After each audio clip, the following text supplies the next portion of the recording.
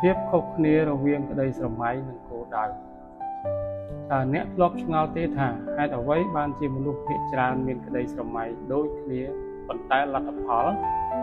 នៃជីវិតដែលពួកគេទទួលបានបែរជាខុសគ្នាដាច់ស្រឡះមនុស្សគ្រប់គ្នាដឹងពីរបៀបស្រមៃប៉ុន្តែមានមនុស្សតិចតួចណាស់ដែលយល់ពីរបៀបកំណត់គោលដៅក្តីស្រមៃគឺជាអ្វីដែលអ្នកចង់បាននៅពេលដែលអ្នកបិទភ្នែកវាគឺជាភាពស្រស់ស្អាតគឺជាការស្រមៃមើលពីភាពជោគជ័យភាពមានបាននិងជីវិតដ៏ល្អឥតខ្ចោះក្តីស្រមៃមានលក្ខណៈអរូបីវាមិនគិតថ្លៃហើយវាមិនតម្រូវឲ្យអ្នកខំប្រឹងធ្វើអ្វីទាំងអស់អ្នកអាចដេកស្រមៃពេញមួយថ្ងៃក៏គ្មាននរណាហាមឃាត់ដែរប៉ុន្តែសូមចងចាំថាក្តីស្រមៃដែលគ្មានសកម្មភាពវានឹងនៅត្រឹមតែជាការយល់សប្តិដែលមិនអាចប៉ះពាល់បានជារៀងរហូតដោយទៅវិញគោលដៅគឺជាក្តីស្រមៃដែលមានកាលបរិច្ឆេទកំណត់និងផែនការសកម្មភាពគោលដៅមិនមែនគ្រាន់តែជាការចង់បាននោះទេតែវាគឺជាការបដិញ្ញាចិត្តក្តីស្រមៃគឺនិយាយអំពីអ្វីដែលអ្នកចង់បានប៉ុន្តែគោលដៅគឺនិយាយអំពីរបៀបដែលអ្នកនឹងត្រូវធ្វើដើម្បីទៅដល់ទីនោះភាពខុសគ្នាដ៏ធំបំផុតនោះគឺ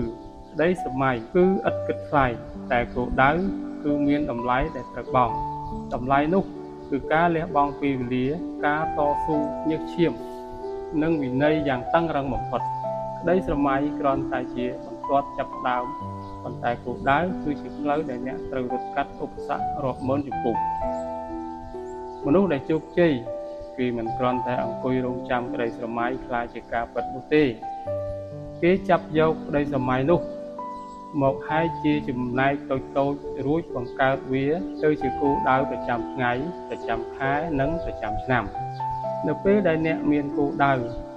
អ្នកនឹងឈប់សួរថាតើនៅពេលណាទើបខ្ញុំបានវាហើយអ្នកនឹងចាប់ផ្ដើមសួរថាតើថ្ងៃនេះខ្ញុំត្រូវធ្វើអ្វីខ្លះដើម្បីបានវាកុំបណ្ដោយឲ្យជីវិតរបស់អ្នកកន្លងផុតទៅជាមួយតែការស្រមើស្រមៃក្តីស្រមៃអាចបំផុសគំនិតអ្នកប៉ុន្តែមានតែគោលដៅទេដែលអាចផ្លាស់ប្ដូរជីវិតរបស់អ្នកបានចូលក្រោកឈរឡើងបើកភ្នែកឲ្យធំហើយបដូរពាក្យថាខ្ញុំប្រាថ្នាចង់បានទៅជាពាក្យថាខ្ញុំនឹងធ្វើវាឲ្យបានថ្ងៃនេះបើសិនបើអ្នកមានក្តីស្រមៃមួយដ៏ធំសូមកុំទាន់អាលអបអរវាចូលចាប់ផ្ដើមសរសេរផែនការសកម្មភាពចុះកាលបរិច្ឆេទឲ្យបានច្បាស់លាស់ហើយចាប់ផ្ដើមដើរជំហានដំបូងចងចាំថាក្តីស្រមៃដែលគ្មានការអនុវត្តគឺជាការខ្ជះខ្ជាយពេលវេលាប៉ុន្តែក្តីស្រមៃដែលប្រែក្លាយជាគោលដៅគឺជាការកសាងអនាគតបើកទំព័រថ្មីនៃជីវិតរបស់អ្នកដោយឈប់គ្រាន់តែជាអ្នកស្រមៃហើយក្លាយជាអ្នកធ្វើចាប់ពីវិនាទីនេះតទៅ